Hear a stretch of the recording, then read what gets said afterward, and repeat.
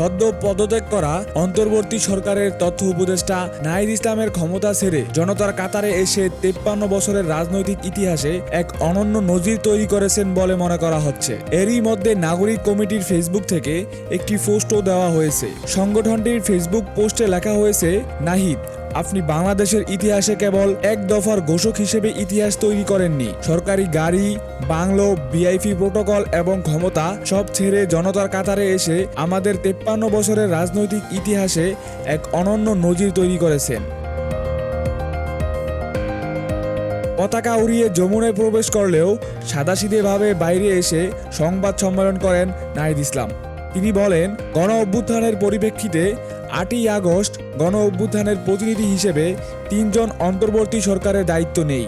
তখন দেশের নিরাপত্তা ও গণ অভ্যুত্থানের আকাঙ্ক্ষা বাস্তবায়নের জন্য দায়িত্ব গ্রহণ করা আমাদের কাছে মনে হয়েছিল যৌক্তিক, কিন্তু আমার কাছে এখন মনে হয়েছে সরকারের একটা স্টেবিলিটি এসেছে।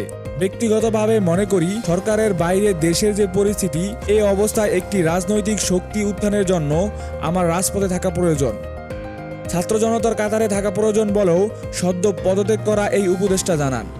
নতুন যে রাজনৈতিক শক্তি এবং দল গঠন হচ্ছে, আমি সেখানে অংশগ্রহণ করতে আমার অভিপ্রায় আছে এবং জনগণের সাথে মিশে আবারও জনগণকে ঐক্যবদ্ধ করা এবং আমাদের যে গণঅভ্যুত্থান এর যে প্রতিশ্রুতি সেটা বাস্তবায়নে মাঠে থেকে কাজ করার লক্ষ্যেই আমি সরকার থেকে পদত্যাগ করছি।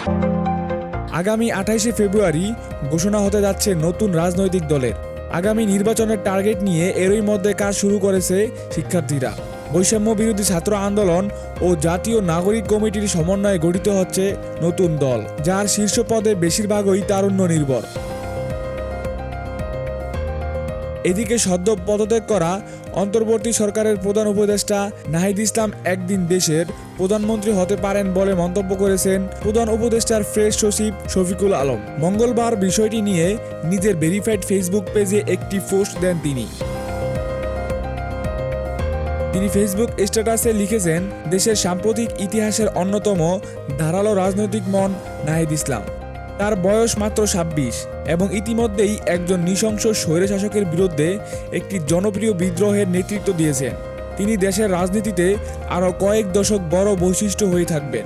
আরও লিখেছেন, আর আল্লাহই জানেন একদিন সে দেশের প্রধানমন্ত্রীও হতে পারে।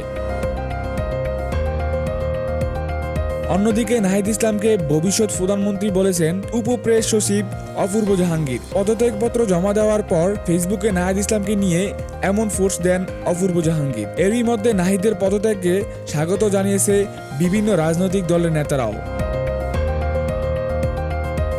মাহিন ইসলাম পাভেল, নিউজ ত্রিপল আই।